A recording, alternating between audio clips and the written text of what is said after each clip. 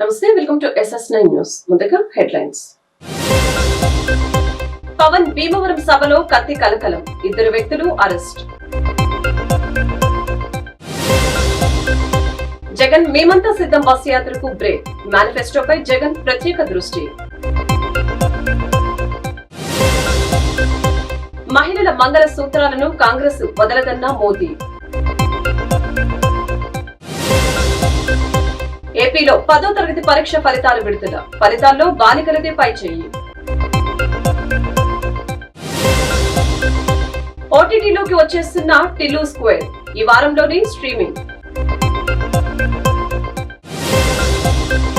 కీలక మ్యాచ్ లో పంజాబ్ కింగ్స్ పై Gujarat Titans victory. నిన్న పశ్చిమ గోదావరి జిల్లా భీమవరంలో జనసేన అధినేత పవన్ కళ్యాణ్ పాల్గొన్న సభలో 2 వ్యక్తులు అనుమానాస్పదంగా కనిపించారు. దీంతో పోలీసులు వారిని తనిఖీ చేయగా వారిలో ఒకరి వద్ద చాకు కనిపించింది. వారిని పట్టుకునే ప్రయత్నం చేయగా పోలీసులపైనే ఒకడు దాడి చేశాడు. చివరికి 2 టౌన్ పోలీసులు 2ని అదుపులోకి తీసుకున్నారు. వారు జేబు దొంగల లేదంటే పవన్ పై దాడి కోసమే సభకు వచ్చారా అన్న కోణంలో పోలీసులు దర్యాప్తు చేస్తున్నారు. నిందితులిద్దరూ వేరువేరు ప్రాంతాలకు చెందిన వారని, వారిద్దరికి ఎలాంటి సంబంధం లేదని పోలీసులు తెలిపారు. ఎన్నికల ప్రచారంలో భాగంగా నిర్వహిస్తున్న మేమంతా సిద్ధం బస్ యాత్రకు సీఎం జగన్ ఈ రోజు బ్రేక్ ఇచ్చారు. ఉత్తరాంధ్రకు సంబంధించిన ఎన్నికల వ్యూహంపై ఈ రోజు జగన్ కీలక సమావేశం నిర్వహించనున్నారు. ఈ సమావేశంలో సీనియర్ నేతలు పాల్గొంటారు. ఈ భేటీలో ఎన్నికల ప్రచారం, ఓటర్లను ఆకర్షించడం తదితర అంశాలపై వ్యూహ రచన చేయనున్నారు.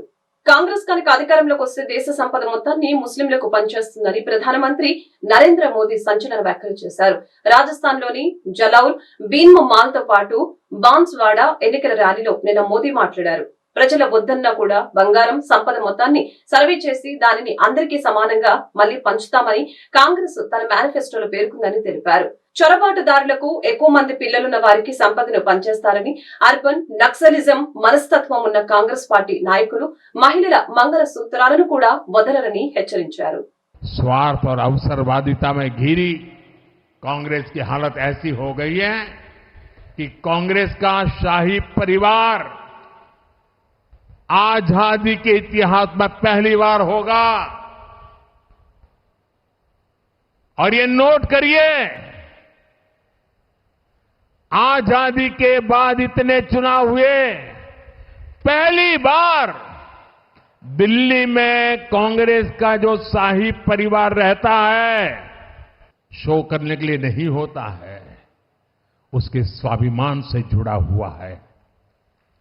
उसका मंगलसूत्र वो एक सोने का कीमत का मुद्दा नहीं है, उसके जीवन के सपनों से जुड़ा हुआ है।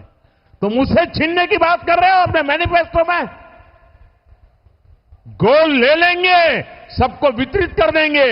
और पहले जब उनकी सरकार थी, उन्होंने कहा था कि देश की संपत्ति पर पहला अधिकार मुसलमानों का है। इसका मतलब ये संपत्ति इकट्ठी करके किसको बांटेंगे? जिनके ज्यादा बच्चे हैं उनको बांटेंगे। घुसपैठियों को बांटेंगे। क्या आपकी मेहनत की कमाई का पैसा घुसपैठियों को दिया जाएगा? आपको मंजूर है ये कांग्रेस का मैनिफेस्टो कह रहा है कि वो माताओं बहनों का सोने का हिसाब करेंगे, उसकी जड़ती करेंगे, जानकारी लेंगे और फिर उस संपत्ति को बांट देंगे। और उनको बांटेंगे जिनको मनमोहन सिंह जी की सरकार ने कहा था कि संपत्ति पर पहला अधिकार मुसलमानों का है। भाइयों बहनों, ये अर्बन नक्सल की सोच, मेरी माताओं बहनों, ये आपका मंगलसूत्र भी बचने नहीं देंगे, यहां तक जाएंगे मैं कहने। ఏపీలో ఊపందుకున్న నామినేషన్ల పర్వం జోరుగా సాగుతోంది. ఇవాళ పలువురు కూటమి అభ్యర్థులు నామినేషన్ వేయనున్నారు. టీడీపీ అభ్యర్థుల నామినేషన్ కార్యక్రమానికి భారీగా కూటమి నేతలు, కార్యకర్తలు, ప్రజలు హాజరవడంతో పండగ వాతావరణం నెలకొంది. గుంటూరు పార్లమెంటు టీడీపీ అభ్యర్థిగా నామినేషన్ వేయనున్న పెమ్మసాని చంద్రశేఖర్, గుంటూరు తూర్పు నియోజకవర్గ ఎమ్మెల్యే అభ్యర్థిగా నామినేషన్ వేయనున్న నజీర్ అహ్మద్ మరియు గుంటూరు వెస్ట్ అభ్యర్థిగా నామినేషన్ వేయనున్న గల్లా మాధవి గుంటూరు గుజ్జనగుండ్ల నుంచి భారీ ర్యాలీగా బయలుదేరి కలెక్టరేట్ కు వెళ్లి నామినేషన్ సమర్పించనున్నారు. నామినేషన్ కార్యక్రమాన్ని విజయవంతం చేసినటువంటి తెలుగుదేశం పార్టీ, జనసేన, బీజేపీ నాయకులకు, కార్యకర్తలకు అదేవిధంగా ఈ కార్యక్రమానికి వచ్చిన గుంటూరు ప్రజలందరికీ కూడా నా మనస్ఫూర్తి కృతజ్ఞతలు. ఎంత ఊహించనటువంటి రెస్పాన్స్ ప్రభంజనంలాగా ఈరోజు వచ్చింది. రెండోది, నన్ను నమ్మి ఈ పార్లమెంటు సీటు నాకు ఇచ్చినటువంటి చంద్రబాబు నాయుడు గారికి కానీ, లోకేష్ గారికి కానీ, అదేవిధంగా నన్ను సపోర్ట్ చేసినటువంటి జనసేన పవన్ కళ్యాణ్ గారికి, వీరితో పాటు అసలు ఈ పార్టీని పుట్టించినటువంటి ఒక ఆశయ సాధనతో పుట్టించినటువంటి నందమూరి తారక రామారావు గారికి, వీళ్ళందరికీ కూడా నా కృతజ్ఞతలు. ప్రజాస్పందన రేపు మాకు ఓటింగ్ రూపంలో కూడా రావాలని మనస్ఫూర్తిగా కోరుకుంటా ఉన్నాను గుంటూరు ప్రజలందరికీ. ఈరోజు చూసినటువంటి ప్రజాస్పందన అనేది ఈ అమరావతికి జరిగినటువంటి అన్యాయానికి, ఈ రాష్ట్రానికి జరిగిన అన్యాయానికి ప్రజలు ఒక విప్లవంలాగా తిరగబడి ఈ రోజున రోడ్డు మీదకి వస్తూ ఉన్నారు. నాకు తెలిసి ఈ ప్రాంతంలో ఎలక్షన్ అనేది it is just a nominal. Already ఒక భారీ మెజారిటీతో విక్టరీ అయిపోయింది అనేది నేను పర్సనల్గా భావిస్తూ ఉన్నాను. ఇంకొకటి, గుంటూరు ప్రజలందరికీ కానీ, నా కార్యకర్తలకు కానీ నా మీద చూపిన ఈ అభిమానానికి నేను అందరికీ వాళ్ళు ఒకటే హామీ ఇస్తా ఉన్నా, మీరు పెట్టుకున్న నమ్మకాన్ని ఎట్టి పరిస్థితుల్లో కూడా నేను వమ్ము చేయను. ఇప్పుడే కాదు, నా కంఠంలో ప్రాణం ఉన్నంత వరకు అవినీతి లేకుండా, స్వార్థం లేకుండా, రాగద్వేషాలకు అతీతంగా గుంటూరు ప్రజలకి, ఆంధ్ర రాష్ట్ర ప్రజలకి నా శక్తి మేరకు సహాయం చేస్తానని మనస్ఫూర్తిగా తెలియజేసుకుంటూ సెలవు తీసుకుంటున్నాను. Thank you. రాష్ట్ర రాజకీయాల్లో ముఖ్యంగా విభజన అయినటువంటి ఆంధ్రప్రదేశ్లో గతంలో చంద్రబాబు నాయుడు గారి పరిపాలనలో ఈ రాష్ట్రంలో ఉన్నటువంటి ప్రజల ఆలోచన విధానం, వారందరూ కూడా రాష్ట్రం ఎటువంటి పరిస్థితుల్లో అభివృద్ధి చెందుతూ ఉంది, ఎటువంటి అభివృద్ధికి ఎటువంటి ప్రణాళికలు వేసుకోవాలనే ఆలోచనలో ఉండేటువంటి పరిస్థితులు ఉండేవి. కానీ ఈరోజు జగన్మోహన్ రెడ్డి గారి ప్రభుత్వంలో ప్రజలందరూ కూడా ఎలా బ్రతకాలి, ఎలా తినాలి అనే ఆలోచనతో భయపడుతున్నటువంటి పరిస్థితులు కనిపిస్తూ ఉన్నాయి. ఆ మార్పు కోసం ఈరోజు ప్రజలు తెలుగుదేశం పార్టీ కూటమికి, అభివృద్ధి సంక్షేమానికి మారుపేరుగా నిలిచేటువంటి అవకాశాలు ఉన్నాయని చెప్పి ప్రజలు ప్రతి ఒక్కరూ కూడా స్పందనతో ముందుకు వస్తూ ఉన్నారు. వారందరి ఆశీర్వాదంతో తప్పకుండా 2024 రేపు మే 13 జరగబోయేటువంటి ఎన్నికల్లో గుంటూరు తూర్పు నియోజకవర్గ తెలుగుదేశం పార్టీ అభ్యర్థిగా చంద్రబాబు నాయుడు గారి ఆశీస్సులతో, పవన్ కళ్యాణ్ గారి మద్దతుతో తప్పకుండా ఈ ప్రాంతంలో తెలుగుదేశం పార్టీ జెండాను ఎగరవేసేటువంటి విధంగా మేమందరం కూడా కలిసికట్టుగా పనిచేయబోతా ఉన్నాం. అత్యధిక మెజారిటీతో గెలిచి ఈ నియోజకవర్గ ప్రజలకు సేవ చేయడానికి మేమందరం కూడా సిద్ధంగా ఉన్నామని చెప్పి తెలియజేస్తూ, మరొక్కసారి గుంటూరు నగర ప్రజలకు, అలాగే తెలుగుదేశం పార్టీ అధిష్టానానికి, పవన్ కళ్యాణ్ గారి అభిమానులకు, జనసేన పార్టీ నాయకులకు, ప్రతి ఒక్కరికి, బీజేపీ మిత్రపక్షానికి, అలాగే ప్రతి ఒక్కరికి కూడా పేరు పేరున హృదయపూర్వకమైనటువంటి ధన్యవాదాలు తెలుపుతూ, ఈరోజు నామినేషన్ కార్యక్రమాన్ని పెద్ద ఎత్తున విజయవంతం చేసినటువంటి తెలుగుదేశం, జనసేన, బీజేపీ కూటమి కుటుంబ సభ్యులందరికీ కూడా మనస్ఫూర్తిగా హృదయపూర్వకమైనటువంటి నమస్కారాలు తెలియజేస్తా ఉన్నాం. ఇంత ఘనంగా నన్ను నామినేషన్ వేయడానికి నా వెంటే ఉండి తీసుకొచ్చిన ప్రతి ఒక్కరికి కృతజ్ఞతాభివందనాలు చెప్తూ ఉన్నాను. ఈరోజు చాలా అద్భుతంగా ఉంది. చాలా అద్భుతంగా నామినేషన్ వేసుకోవడం జరిగింది. నిన్న చంద్రబాబు నాయుడు గారి చేతుల మీదుగా బీఫామ్ తీసుకోవడం జరిగింది. ఇవాళ నామినేషన్ వేసుకోవడం జరిగింది. మీరందరూ చూశారు. ప్రతి ఇంటి నుంచి తరలి వచ్చారు ప్రజలంతా. గుంటూరు పశ్చిమ నియోజకవర్గం అంతా నా వెంటే ఉంది అన్నంత ఘనంగా మేము తరలి బయలుదేరి వచ్చాము ఇక్కడికి. అయితే మీరు చూశారు, ఇదొక్కటే నిదర్శనం మీ అందరికీ. ఘన విజయం మాదే అవుతుంది. కూటమి గెలిచి తీరుతుంది. అడుగడుగున అఖండ హారతులు, అశేష జన ఆదరణ మీరందరూ ఇప్పటిదాకా చూస్తూ వచ్చారు. నామినేషన్తోనే మీకు రుజువైపోయి ఉండొచ్చు ఇప్పటికే మా గెలుపు ఎలా ఉండబోతుంది అన్నది.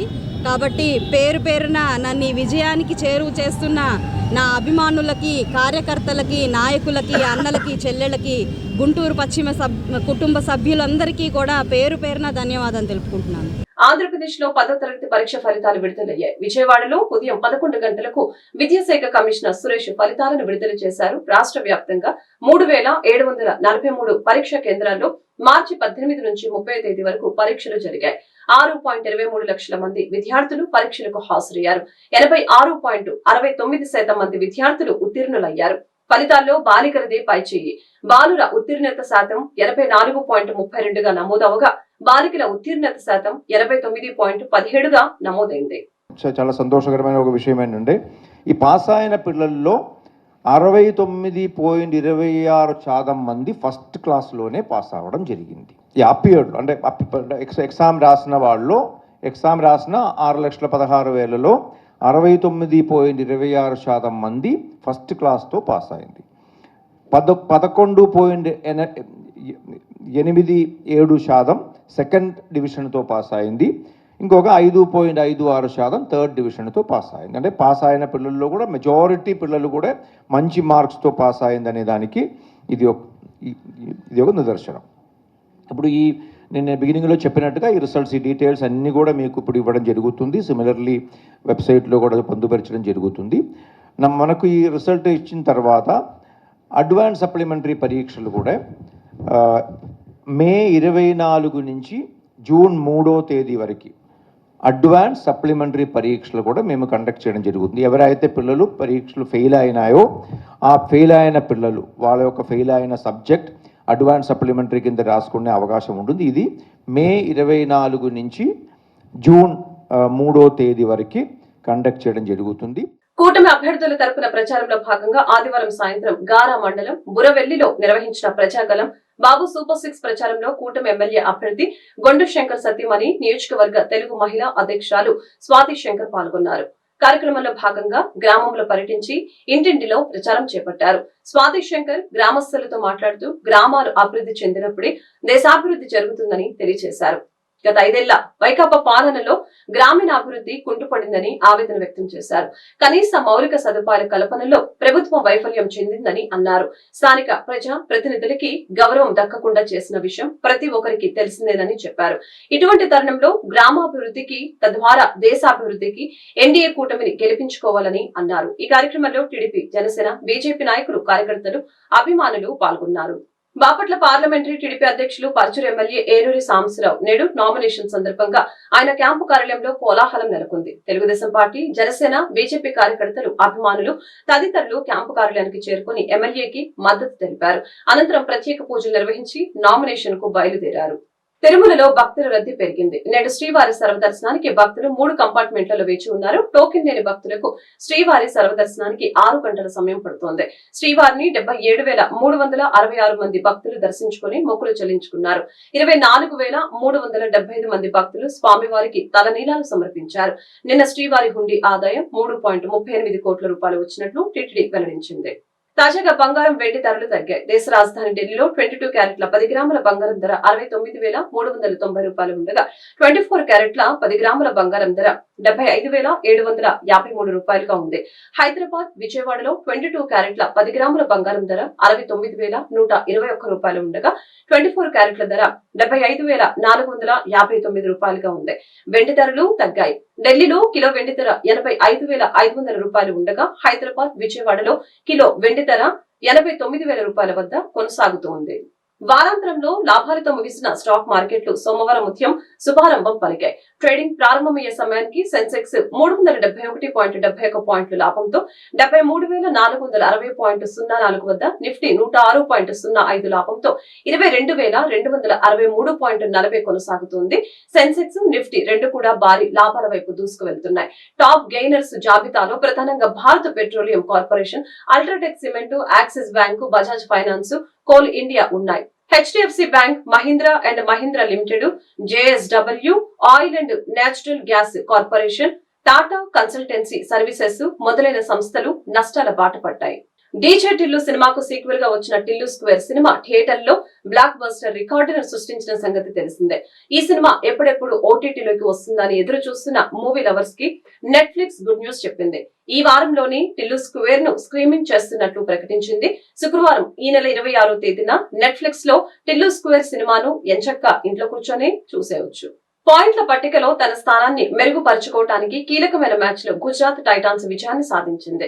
ఛత్తీస్గఢ్ వేదికగా ఆదివారం రాత్రి జరిగిన మ్యాచ్ లో పంజాబ్ కింగ్స్ పై 3 వికెట్ల తేడాతో విజయాన్ని అందుకుంది. పంజాబ్ నిర్దేశించిన 143 పరుగుల మోస్తారు లక్ష్యాన్ని ఆ జట్టు 19.1 ఓవర్లతో సాధించింది. 4 వికెట్లు తీసిన స్పిన్నర్ సాయి కిషోర్ బ్యాటింగ్ లో 17 బంతుల్లో 32 పరుగులు బాదిన రాహుల్ టెవాటియా గుజరాత్ గెలుపులో ముఖ్య పాత్ర పోషించారు.